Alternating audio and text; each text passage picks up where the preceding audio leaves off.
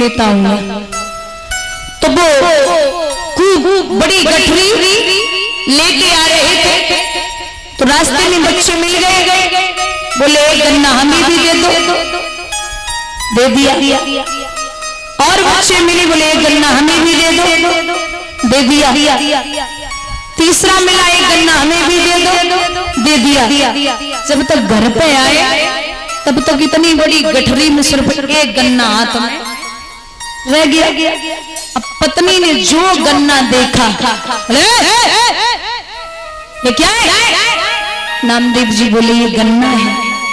इधर बोले हमें लाओ।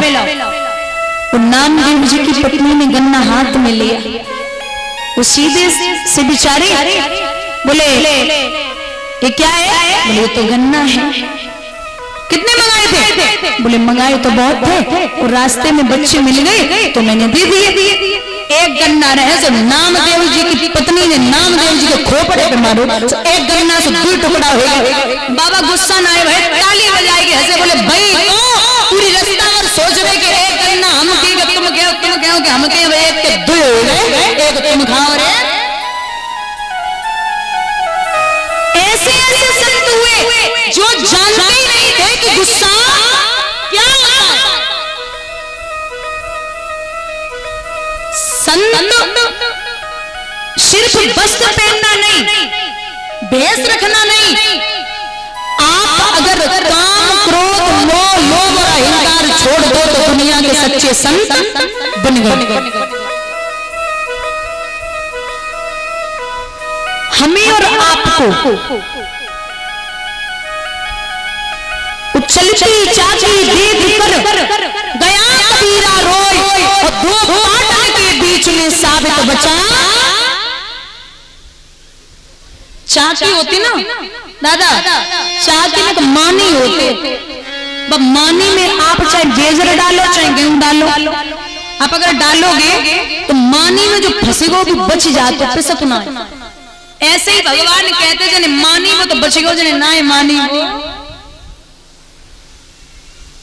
ऐसी विलक्षण सी यही माया। ध्यान देना दादा, एक व्यक्ति घर से निकला धन लेके, पोटली और सर पे रखी जा रहा था, तो पीछे विचार किया कि अंधेरा है, ऐसा न हो चोर लग जाए जो मेरा धन लूट ले। तो चलता जा रहा था, गर्मी का समय था। अच्छा, जब गर्मी पड़ती है तो वृक्ष से जब पत्ते गिरे और जमीन पे गिरते तो वो सूख जाते हैं, आप उन पे पैर रखोगे तो आवाज आएगी। अब वो चोर, जैसे वो व्यक्ति बढ़ता जा रहा था तो उसके पीछे 5 चोर लग गए।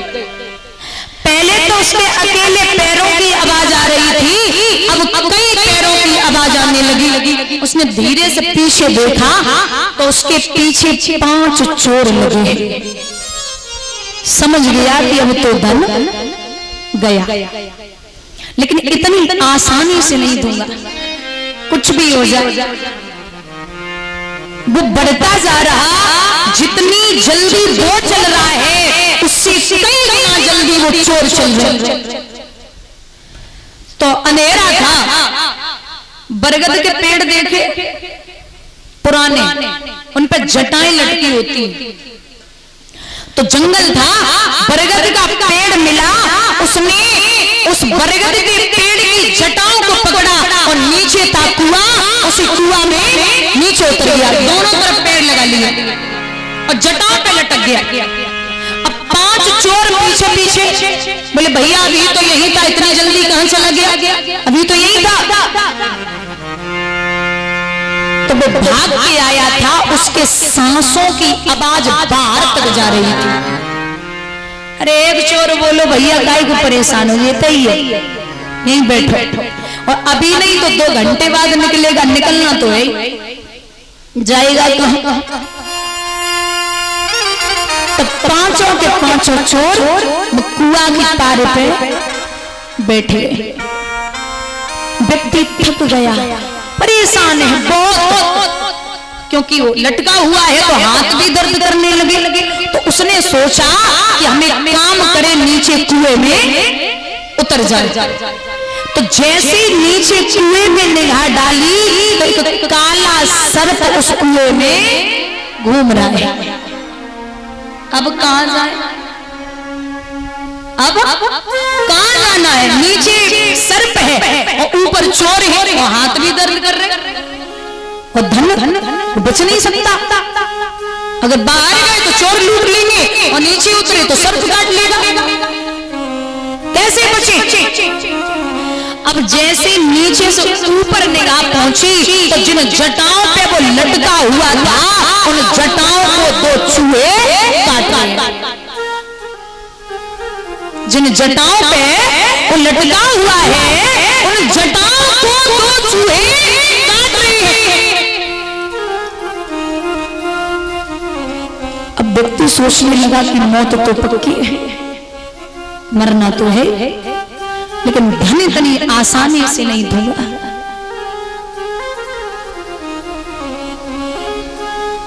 तब तक सांसें ले रहा था, मुंह खुला था, एक ऊपर से बूंद गिरी। तो जैसे ही तो बूंद गिरी, मुंह खुला था तो सीधी जिब्बिया पे। अब महाराज उसने इतना मीठा जीवन में पहली बार स्वाद लिया था, इतना मीठा स्वाद उसने जीवन में पहली बार लिया था। अब वो 5 चोरों भूले गए, चूहों भूल गए, सर्पों भूल गए, जो पोटली थी वो भी भूल गया। अब वो ये सोच रहा है कि जब बूंद कहां से आ रही, एक और मिल जाए। बूंद कहां से आई रही, एक और मिल जाए। वो बूंद जो थी ना वो शहद की थी, वो मधुमक्खियों ने शहद छोड़ रखा था, वहां से एक एक टपक रही थी बूंद। तो दादा इस कहानी के माध्यम से ये समझाना है कि वो मनुष्य कोई और नहीं, हम और आप हैं, और जिनके पीछे 5 चोर लगे हैं वो है काम, क्रोध, मोह, लोभ और अहंकार। और जिन जटाओं पे हम लटके हुए हैं वो है हमारी और आपकी सांसें। और जिनको तो चूहे काट रहे हैं वो एक है दिन और दूसरा है रात। और जो कुआं है जिसमें पड़ी है वो है मृत्यु लोक। जो सर्प घूम रहा है काला वो है हमारा और आपका काल। और जो शहद की एक बूंद आ रही है वो है धन। आज 1 लाख को मुनाफा है वो तो कल 2 लाख की व्यवस्था हो जावे। बोलिए गोविंद भगवान की। दादा लिखा है जमाया संग ना चले